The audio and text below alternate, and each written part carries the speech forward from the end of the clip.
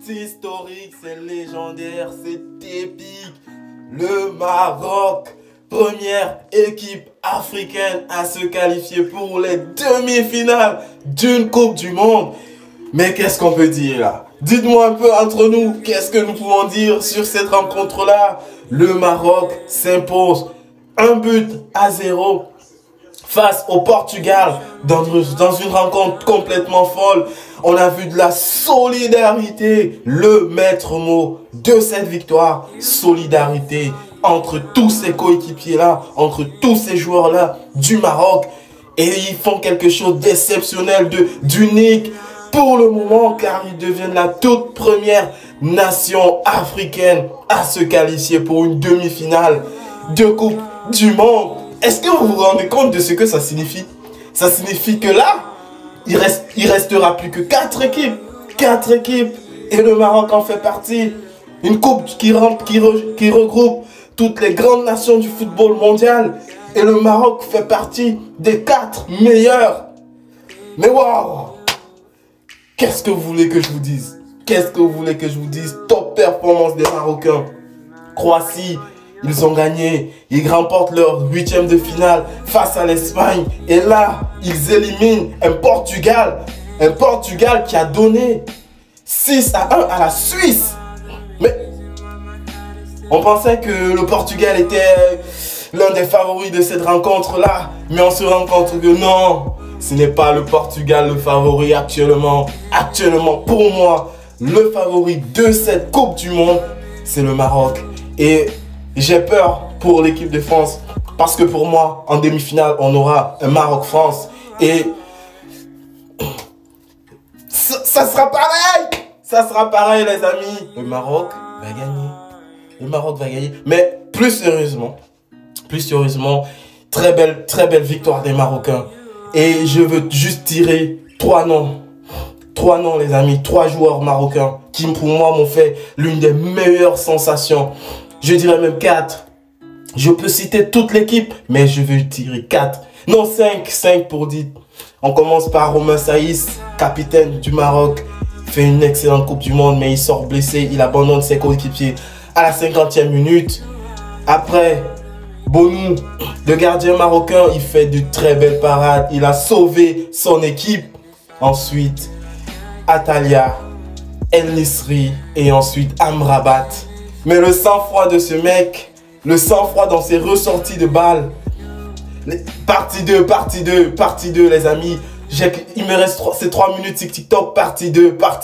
On doit parler. Partie 2, on se retrouve pour parler de cette victoire du Maroc. Franchement, crazy. This is completely crazy. Le Maroc, franchement, fier d'être africain, fier de savoir qu'une nation africaine s'impose face à des cadors européens. Pour faire comprendre à tout le monde que le pays du Maroc et en grande partie l'Afrique mérite d'être respecté dans ce monde. Plus largement, on peut parler de plein de choses, mais dans le sens large du terme, les Africains ne sont pas respectés dans ce monde.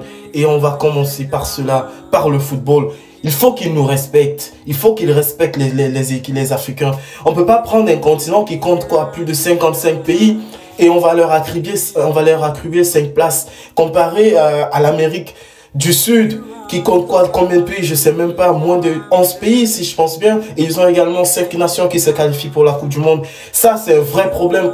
C'est un problème qu'on doit approfondir. C'est pas normal. C'est pas normal. Mais revenons encore sur cette victoire du Maroc. El Nisri, franchement, il nous a fait une Ronaldo. Est-ce que vous avez vu la détente? Matez la détente.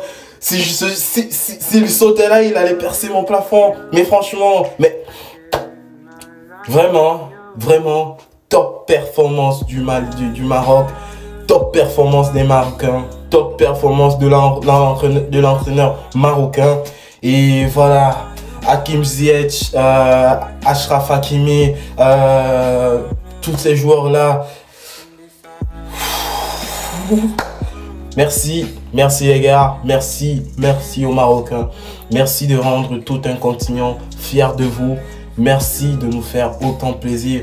Et je redis encore une fois, moi je suis devant l'une des meilleures Coupes du Monde de ma vie. Pour moi, c'est la meilleure Coupe du Monde de ma vie. franchement, est-ce qu'on peut parler des autres Coupes du Monde en 2018? Bon, c'était là, mais dans cette Coupe du Monde-là, rien n'est certain.